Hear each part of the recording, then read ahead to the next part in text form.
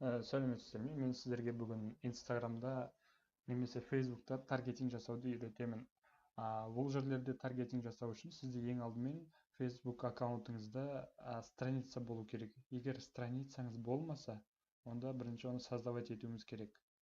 Мысалы, біз қазір создать страницу дейміз.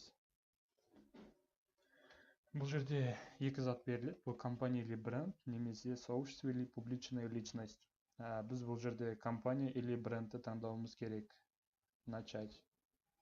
Название страницы. Сіз не сатасыз, соның названиясы болғаны дұрыс. Мысалы қазір біз модная женская одежда дейік. Ой. Модная женская одежда. Бұл категорияға сіз любой затты қоя берсеңіз болады. Бұл ештеңеге рекламаның ешқай жерде әсер етпейді. Біз мысалы покупки и розничная торговля или местная компания. Любойын таңдай берсеңіз болады. Біз қазір бұл жерде покупки и розничная торговля дейік. Адрес, город, штат. Бұл жерде тоже любой адресті енгізе берсеңіз де болады. Бұл рекламаға мүлдем әсер етпейді. Мысалы, Төле би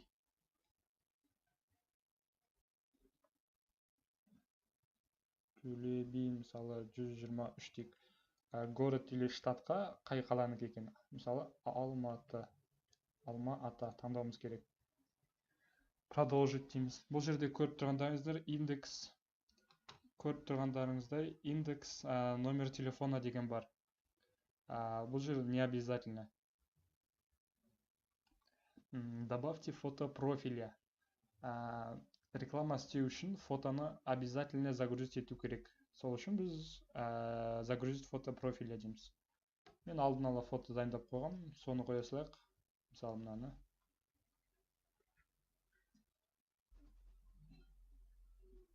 Болды, бізде енді страницаның фотосы қойылды. Енді добавьте фото обложки дейді. Егер бұл Инстаграмда реклама істеу үшін бұл жерге қойып керек емес. Қойсаңыз да болады, қоймасаңыз да болады. Біз қазірше пропустить дейміз. Пропустить дегенді басамыз. Сонымен бізде қазір страница создавать етілу керек. Міне көріп тұрғандарыңыздай біздің страницамыз дайын болды. Енді біз Инстаграмдағы таргетингтік реклама жасай берсек болады. Енді бұл жерде создать рекламу дейміз. Создать рекламу.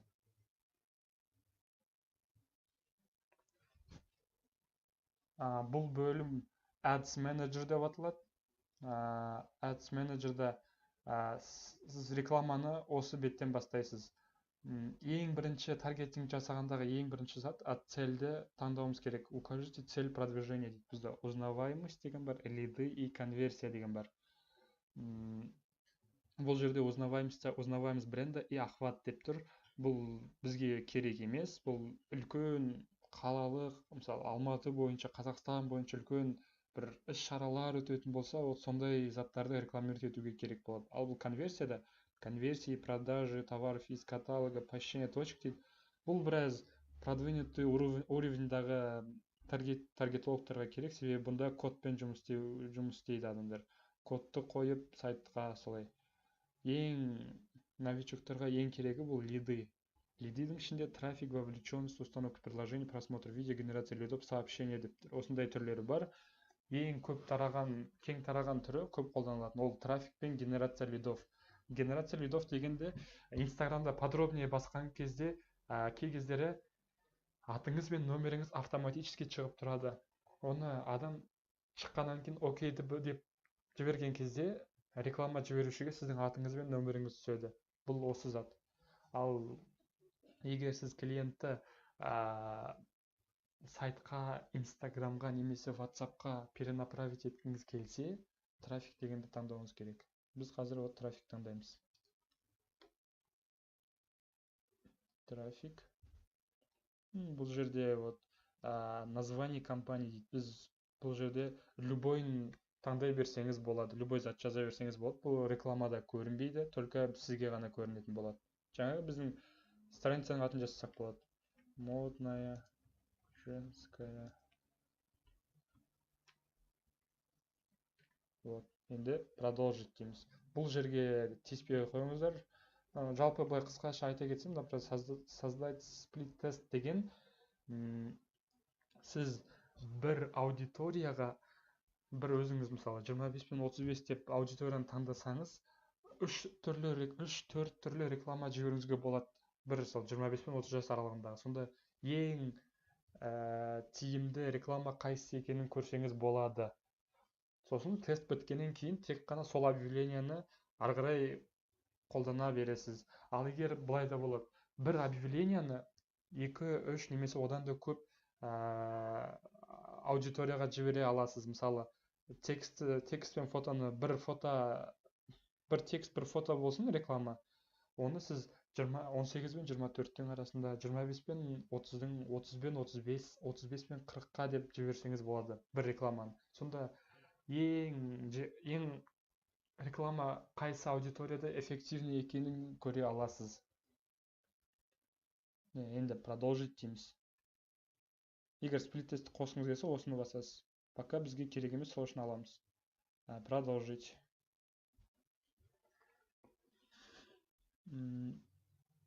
Бұл жерде көріп тұрғандарыңызда трафик деген пайда болды. Бұл жерде сайт, приложение, мессенджер, WhatsApp дейді. Бұл жерде мен клиент Инстаграмда таргетинг жасарда, мен клиентті WhatsAppқа апаруым керек деп WhatsAppты таңдай алмайсыз. Себебі Инстаграмда именно осы функция жұмыс істемейді. Клиентті бірден сайтқа, Инстаграмға, WhatsAppқа апару үшін сайт дегенге осындай галочка тұра береді. Енді астына қарай түсеміз. Аудитория деген бөлімге келеміз. Бұл жерде, например, осы жерде рекламаны именно қай жерге көрсетуіңіз керек? Бүкіл Қазақстанға ма, әлде именно бір қалаға ма? Біз қазір примерға Алматыны алайық. Алматы. Міне, бір атап өтерлігі, Алматы деп жазған кезде Алматы қаласы шықпайды. Алматы көшесі Астанадағы, Оралдағы, Есіктегі Алматы көшелері шығады. Бұны бұлай болмас үшін Алма десеңіздер, Алма-Ата деп шығады, город деп. Осыны таңдауыңыз керексіздер, Алма-Ата город дегенді. Вот сонда міне біздің Алматы қаламыз и маңайын алып тұр. Егер тек қана Алматы қаласын алғыңыз келсе, онда осы 40 деген сөздің үстіне бассаңыз, только текущий город деген бар, соны басасыз. Яғни сонда басқан кезде шетіндегі аудандарда, ауылдарға сіздің рекламаңыз көрінбейтін болады. Және де айта өтерлігін, арада все люди деген кнопка тұр. Соны басқан кезде ішінен местные жители, недавние посетители, путешественники дейді. Яғни недавние посетители деген именно осы Алматыға келіп кет қалған адамдар, осындай постоянно келіп кетіп жүретін адамдар, өмірінде бір рет қана келген адамдар, солардың барлығы кіреді. Путешественники деген ол шетелден келетін, мысалы, туристтар. Тек қана Алматының тұрақты тұрғындарына көрсеткіңіз келсе, онда местные жители деген таңдау керексіз. Ары қарай возраст. Сіз мысалы сататын товарыңызды немесе услугаңызды бір рекламаны бір аудиторияға көрсету керексіз. Мысалы біздікі модная женская одежда дедік қой. Бұны біз 22 мен мысалы 22 мен 35 жас аралығындағы әйел адамдарға көрсетейік. Себебі осы кісілер мода дегенге өте қатты қарайды. Инстаграмда көп отырады, және де мода дегендерге өте қатты қарайды. Пол, все мужчины, женщины дейді. Бұл да бізде именно модная женская одежда дегенде женщины таңдаймыз. Ал егер товарыңыз, мысалы, телевизор сатсаңыз, онда все деп көрсете берсеңіз болады. Сонда біз қазір женщины таңдаймыз.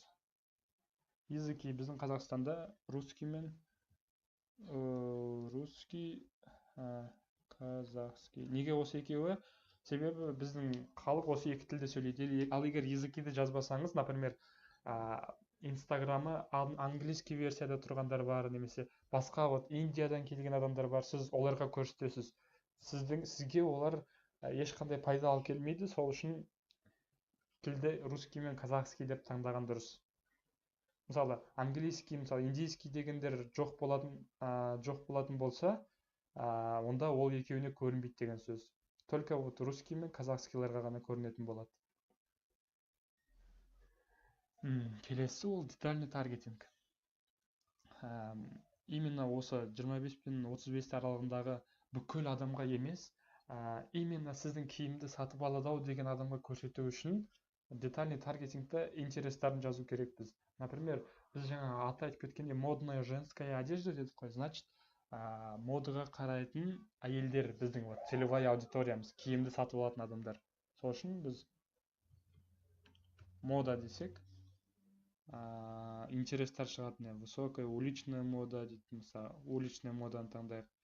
Потом бір рет таңдағаннан кейін интересті рекомендация дегенге бассаңыз, осыған ұқсас варианттар береді. Вот покупки и мода, модные аксессуары дейді, одежда. Өйткені міне инстаграмда қыздардың көбісі вот киімдер қарайды, интернет магазиндерден, например, вот инстаграмдағы аккаунттарынан одежда, мысалы пальто, свитер, осылай көп тере бересіз. Бірақ мына жерге де қараңыз, міне размер аудитории деп тұр. Potential reach 410 мың дейді. Бұл жерде бұл стрелка не узкаяға да түсіп кетпеу керек, и широкаяға да түсіп кетпеу керек. Егер мына қызылға либо сары жаққа түсіп кететін болса, рекламаңыз эффективный болмайды. Және де минимум жалпы 100 мың болған дұрыс. Минимум 100 мың болған дұрыс осы жерде адам саны. Осылардың бәрін ары қарай қоя бересіз. Неғұрлым көп қойған сайын нарадағы сан өзгереді. Себебі ол осыған келетін адамдарға, потом мынаны добавить етсек, оларға мынандай адам, осыған қызығатын адамдарды қосады. Яғни неғұрлым интерестары көп болған сайын, соғұрлым адам саны көбейеді. Біз жаңағы істеп кеткен бүкіл Алматы қаласы 22 мен 35 жасар әйелдер, осындай қызығатын интерестері бар дегенді сохранить етіп қойсақ болады. Келесі жолы қайтадан таргетинг істеген кезде оның бәрін қолмен теріп отырмай, осы сохраненныйдан ала салсаңыз болады. Мысалы бұл жаңағы айтып кеткен модная одежда. Любой нәрсе жасаңыз болады, егер өзіңіз таба алу керексіз, просто сохранить дейміз. Бюджет и график деген бар. Келесі бөлменде виды плейсмента. Бұл жерде сіз рекламаны именно қай жерде көрсету керек екенін шешесіз. Обязательно редактировать плейсменты деген кнопканы басамыз. Біз қазір рекламаны инстаграмда көрсеткіміз келіп тұр, сондықтан типы устройстводан басқан кезде екі түрлі шығады. Мобильный устройство и ПК. ПК дегеніміз ол компьютер. Жалпы айтқанда инстаграмда 95-96% адам мобильный устройстводан отырады. Сол үшін бізге компьютерден отыратын адамдар керек емес. Оны алып тастаймыз. Сюда тип устройств, мобильный устройство. Тек қана инстаграмда соткамен отырған адамдарға көрінетін болады рекламамыз. Біз қазір фейсбукты алып тастаймыз. Инстаграмда лента и story дейді, стористі алып тастаймыз. Потом audience network алып тастаймыз. Messenger. Audience network деген ойындар ойнап отырғанда, бір музыка тыңдаған кезде осындай рекламалар шығады ғой. Вот оның бәрін осы жерден істейміз. Ол audience networkта. Messenger деген ол да бір Facebook'тың WhatsApp сияқты адамдар сөйлесетін жері. Бұл тоже бізге керек емес. Тек қана вот Instagram'ның лентасында галочка тұр. Яғни тек сол жерде ғана рекламамыз көрінетін болады. Определенные мобильные устройства и операционные системы дейді. Яғни бұл кнопканы басқан кезде только устройство Android, только устройство iOS, только многофункциональный телефон дейді. Яғни бұл жерде басқан кезде, мысалы Android деп бассақ, тек қана мысалы Samsung, LG деген сияқты телефондарда көрінетін болады. Ал егер только устройство iOS десек, онда тек қана iPhone-ы бар адамдарға көрінетін болады. Бұны жалпы үйтіп керек емес, бұл тұра берсін соғалпы. Егер только при подключении к Wi-Fi дегенді басқан кезде, тек қана Wi-Fi арқылы Instagram'да отырған адамдарға көрінетін болады. Бұндай жағдай бұны қойып керек емес, себебі көп адамдар мысалы жұмыстан үйге қайтып бара жатқан кездері, мысалы сабақта отырғанда, тағы да басқа да жұмыстармен жүргенде Wi-Fi мобильный данный, яғни мегабайтпен де Инстаграмға кіреді. Бұны бассаңыз, сіз аудиторияның потенциальный клиенттеріңізге көрінбей қалуы мүмкін сіздің рекламаңыз. Бұны басып керек емес. Келесі блок ол бюджет и графика дейді. Бюджет дегенде бұл екі түрі бар. Дневной бюджет и бюджет на весь срок действия дейді. Бұл жерде дневной бюджет дегенде сіз күніне, мен арада айтып тұрғанда $5 дейді. Яғни мен күніне $5 жұмсай аламын деп тұрсыз. Ал егер дневной бюджет на весь срок действия деген кезде сіздің минимум 150 екен бе? Или жоқ, өзіңіз любой сан қоя берсеңіз болады тоже. Мысалы 5 рубль. Ну, жарайды, любой сан қоя берейік. Яғни, пока 500 рубліңіз кеткенше дейін рекламаңыз көріне беретін болады. Сіздерге шатас кетпес үшін дневной бюджет деген таңдаған дұрыс. Яғни мен күніне, мысалы 20 деп тұр, бұны өзгерте салсаңыз болады, бір 5 деп өзгерте салсаңыз болады.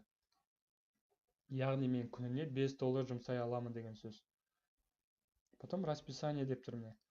Непрерывно показывать мою группу объявлений с сегодняшнего дня дейді. Яғни, пока сіз өзіңіз рекламаңызды тоқтатпайынша, сізден күніне $5 реклама күн сайын көрініп, күн сайын $5 жеп отыратын болады.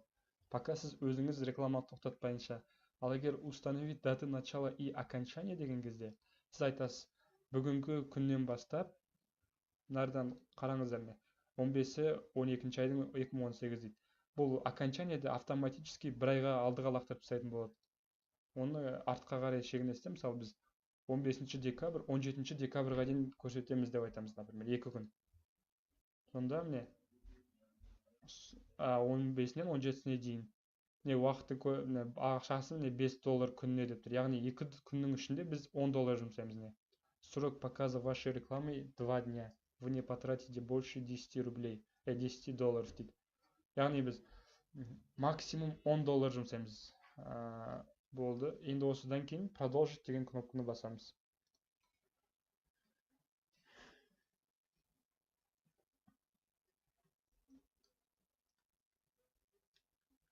Продолжить деген кезде сіз бағана өзіңіздің создавать еткен страницаңызды таңдау керексіз. Бұл жерде біз мысалы модная женская одежда дедік.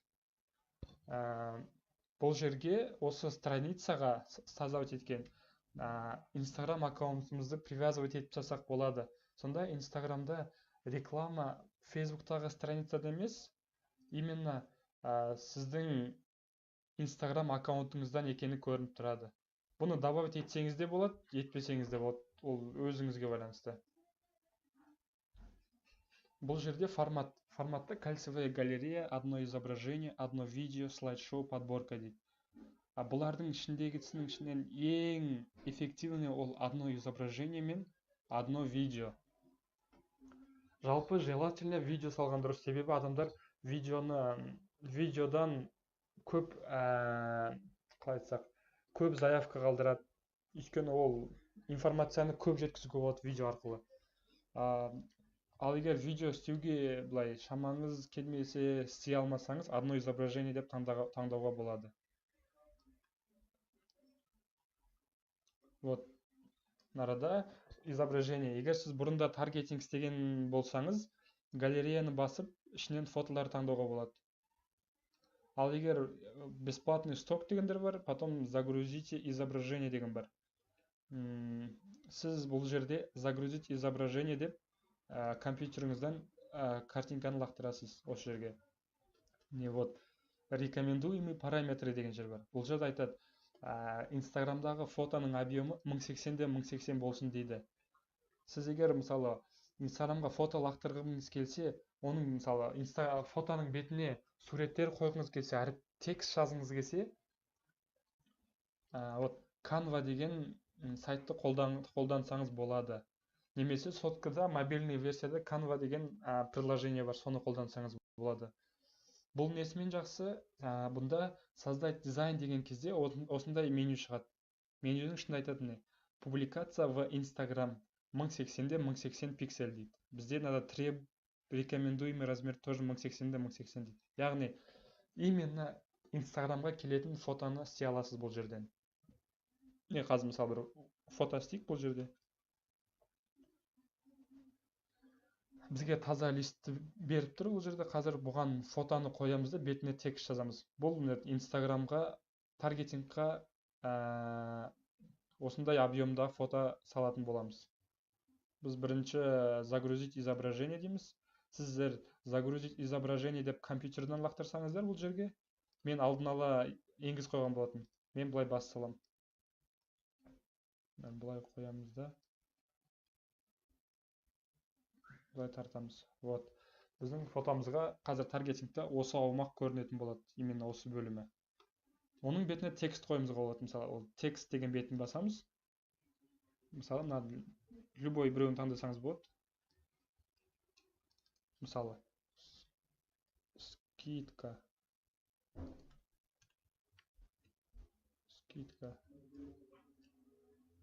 минус. Бұл жерде объемын күйтеміз. Көзге көруге жақсы болу үшін, мысалы, скидка 30%. Мысалы, фотосын өзгертсеңіз болады, басқандай шрифт қылсаңыз да болады, өзіңізге байланысты. Осындай редактировать етіп біткеннен кейін скачать деген кнопканы басамыз.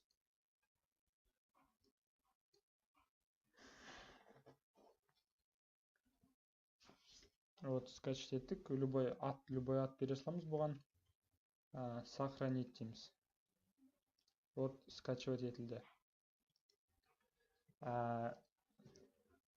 Және де бір айта кетерлігі, фотоның бетіндегі текст фотоның 20% ауданынан аспауы керек. Яғни бұл бүкіл фотоның аумағы 100% деп алатын болсақ, текст соның 20%-нен аспауы керек. Егер 20%-нен асып кететін болса, онда рекламаның охваты қысқартылады да, клик саны қымбаттап кететін болады.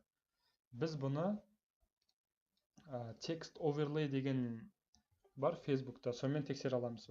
Текст оверлей tool.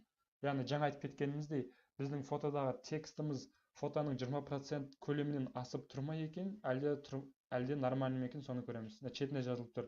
Текст на изображение окей дейді. Яғни осындай сөз шығатын болса окей деген. Яғни рекламамыз ешқандай проблема болмай көрсетілетін болады. Ал вот текст на изображение низкое, средний, высокий деген, яғни ол уже проблема. Низкое болған кезде охват вашей рекламы может быть немного ниже. Яғни охватты қысқартып тастайды, көп адамға көрсете алмай қаласыз. Высокий болса, онда мүлдем бұл фотоңыз рекламаға жарамайтын болып қалады. Мысалы, жаңағы фотоны қойық, мына фотоны. Вот не, текст на изображение окей дейді. Яғни біз бұны қорықпай қоя берсек болады, ешқандай проблема болмайды. Загрузить фото.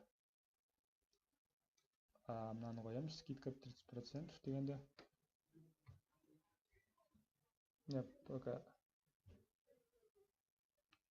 Пока не қойылып жатыр. Ссылки деген жерде, вот нарада сайт дегенді таңдауымыз керек. Сайт. Міне жаңа өздеріңіз көріп тұрғандай, жаңағы фото, текст скидка 30%. Жаңағы біздің создавать еткен страницамыздың аты міне. Модная женская одежда дейді. Нарада фотоны да дұрыс қою керек, себебі адамдар осы жердегі фотоны да көріп тұратын болады. Так, енді сайт дегенді бастық, яғни бұл кнопканы басқан себебіміз, біз қазір осы арқылы клиентті сайтқа да, Инстаграмға да, WhatsAppқа да жібере аламыз. Текст. Біз мысалдарда бір любой готовый текст ала салайық, например, текст. Көбісінде, мысалы, өзім байқағаным, адамдар тексті астындағы, фотоның астындағы тексті осылай қоя салады. Мысалы, мына текст салыстырсақ, адамға мына оқу жеңіл. Себебі міне абзацтарға бәрі бөлінген. Яғни психологиялық тұрғыдан алғанда оқу жеңіл болады. Сол үшін біз осы текстті абзацтарға бөліп тастағанымыз дұрыс. Мысалы былай бөліп тастайық. Мысалы перед дегенді де бөліп тастайық. Әр 2-3 сөйлем сайын абзацқа бөліп істесеңіз, адамдар текстіңізді до конца оқуы мүмкін.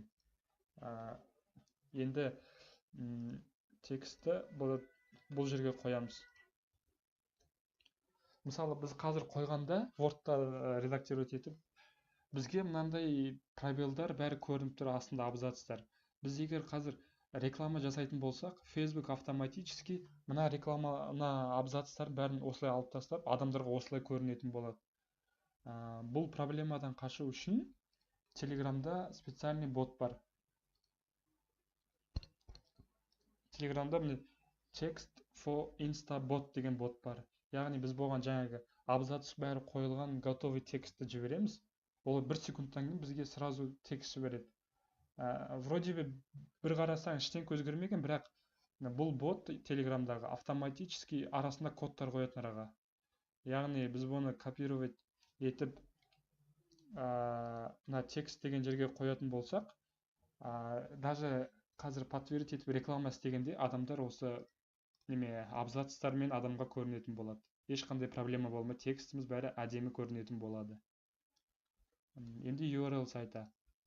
Біз енді бұл URL сайты деген адамды қайда бағыттаймыз, соны жазамыз. Мысалы сайтқа ма, әлде Инстаграмға ма, или WhatsAppқа ма, или Телеграмға ма, любой жерге направить ету үшін. Мысалы бір любой сайтты алайық, әйелдер киім сататын. Осы сайтты ала салайық та, мысалы копировать дей саламыз. Копировать, ссылкасын аламыз бұл сайттың и нараға қоямыз, вставить. Потом мышканы любой жерге, мына жерге бассаңыз, мынау көк жанатына жазу, предпросмотр URL деген. Бұл нәрсе ссылкаңызды тексеріп аласыз, ешқайда рекламаны жібермес бұрын. Бұны басып көрейік, міне ссылкамыз істеп тұр ма екен. Міне жаңағы сайтқа лақтырды біз, яғни ссылкамыз істеп тұр. Сайтқа осылай лақтырамыз клиенттерді. Ал егер Инстаграмға лақтырғыңыз келсе клиентті, біз былай істейміз. Компьютерный варианттан Инстаграмға кіреміз. Сонда, например, өзіңіздің страницаңызға кіресіз де, мына төбеде тұрған ссылканы копировать етесіз. Мысалы, былай басасыз да, копировать дейсіз.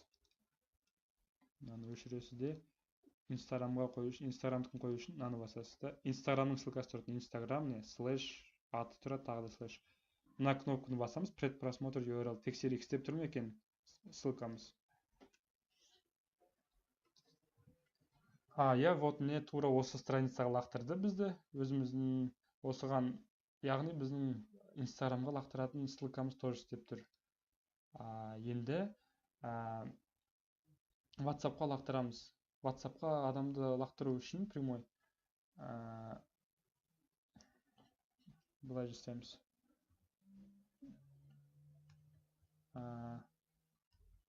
WhatsApp прямая ссылка деп іздейміз. Іздеген кезде бізге вот мынандай бірінші ссылкаға басамыз. WhatsApp деп, прямая связь деген.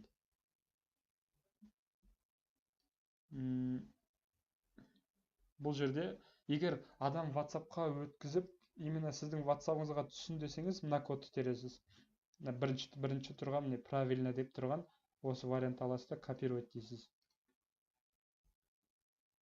Оның орнына вставить дегенді басамыз. И сіздің араңызға өз нөміріңізді енгізу керексіз. Артындағы бүкіл санды өшіріп, тек қана 7-ні қалдырамыз. 7-ні қалдырған соң, мысалы өз нөміріңізді, любой өз нөміріңізді енгізіңіз. Адам басқан кезде кімнің WhatsApp-ына түсу керек, сол нөмірді енгізесіз, мысалы. Нарда 8, бұл 8 деген сөз, 700. Мысалы, осындай нөмір енгізе салайық.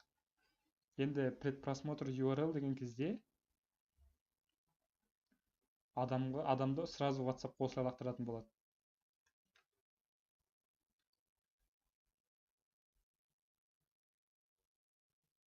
Адамды прямой WhatsApp-қа лақтырады.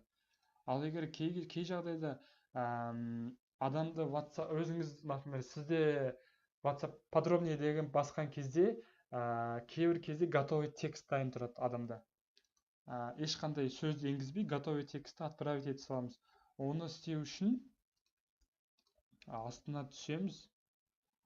Астынан санағанда екіншіде пример деген тұр міне. Вот осыны копировать етеміз. Копировать. Мынаға вставить дейміз. Предпросмотр URL дейді. Бұны басқан кезде я заинтересован в покупке вашего авто дейді. Көрейік бұндай.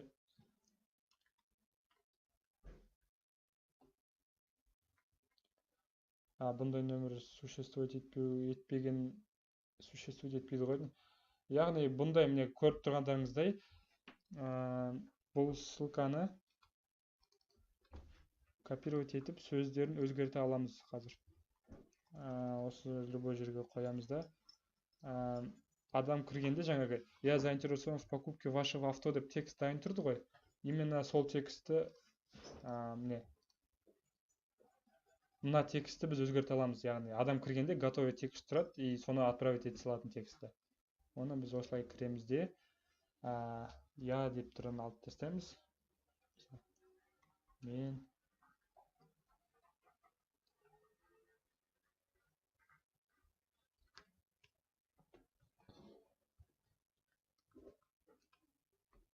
алайын деп едім.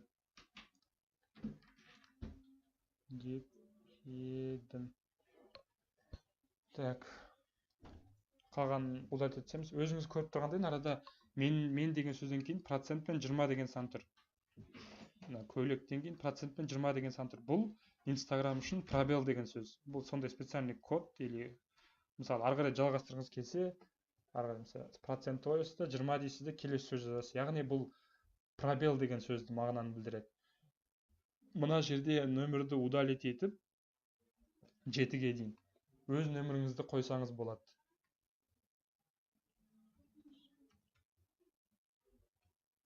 Мысалы осыны қояйық. Копировать етеміз. Мынаны етіп вставить дейміз. Бұл жерге басамыз да тексереміз. Міне адам өткен кезде мен көйлек алайын деп едім дейді. Осындай текст дайын тұрады. Осы тұра береді. Енді мына астындағы көріп тұрғандарыңыздай біздің міне фотомыз тұр, міне біздің страницамыз тұр, міне подробнее деген кнопка тұр. Егер міне подробнее деген кнопканы өзгерткіңіз келсе, призыв к действию дегендегіні былай бассаңыз өзгерте аласыз. Мысалы, свяжитесь с нами десеңіз болады. Мына жерде свяжитесь с нами деген кезде міне WhatsApp-тың ссылкасы тұр, сонда сразу WhatsApp-қа лақтыратын болады. Любой зат қоя берсеңіз болады. Подробнее деп тұра бергені дұрыс негізінде. Осылай подтвердить дейміз. Яғни подтвердить еткен кезде біз рекламамыз жасап біттік деген сөз. Немесе осылай қайтадан бас жағына барып тексеріп алсаңыз болады, бір қарап шығып. Так, нормально бәрі. Бәрі дұрыс. Нарада күн расписаниясын қоюды ұмытып кеттік. Біз уақытын өзгерту керек дейді. Сегодняшнего дня. Мысалы, бір 17 күннің 17-сі деп. Бұл Лос-Анджелестің уақытымен тұр, біздің уақытпен емес. Сол үшін Лос-Анджелестің уақытында қарап настраивать етіп отыру керексіздер. Продолжить дейміз. Бұны Қазақстанның уақытына ауыстырғыңыз келсе, нарда Тихоокеанское время дейді. Қазақстанның уақытына ауыстырғыңыз келсе, Ads Manager деген басасыз да, настройки деген жерде время в Омске деген таңдайсыз. Яғни Омсктағы время, Алматыдағы времямен бірдей уақыт бәрі. Вот сол жерден істейсіз. Пока осы тұра берсін, продолжить дейміз. Мына жақтағы біздің істегендеріміз бәрі дұрыс. Одно изображение, фотомыз тұр, сайт тұр, міне сайт деген ссылка, текст, ссылка подробнее, дұрыс. Подтвердить дейміз. Сіз енді ең алғаш істегеннен кейін сізге нарада картаның нөмірін сұрайды. Бұл жерде мен өз картамды жазайын. Сіз өзіңіздің нөміріңізді енгізу керексіз.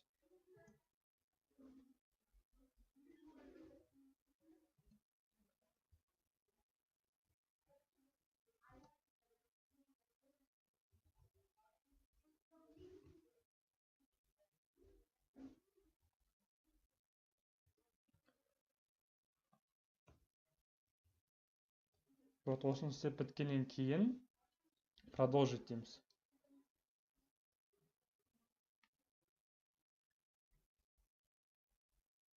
Бұл қате көрсетіп тұр. Яғни сіз өзіңіздің картаңызды бәрін жазып продолжить еткен кезде сіздің рекламаңыз дайын болады да Фейсбукқа модерацияға кетеді. Яғни модерация деген не? Фейсбуктың боты сіздің рекламаңыз дұрыс па, соны бәрін тексереді. Ол көбінесе бір 15-20 минутта тексеріліп бітеді. Сол 15-20 минуттан кейін немесе 30 минут болуы мүмкін, 1 сағат болуы мүмкін, әбден тексеріп біткеннен кейін сіздің рекламаңыз автоматты түрде жіберілетін болады. Міне осымен таргетингті осылай жасайды и осылай істеулеріңізге болады. Жарайды, онда сау болыңыздар.